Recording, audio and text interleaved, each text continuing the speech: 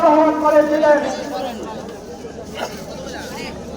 জুলাই আগস্টের গণহত্যা যারা শহীদ হয়েছে সেই হত্যাকাণ্ডের দৃশ্যমান বিচার, সংস্কার এবং একটি ভালো নির্বাচন।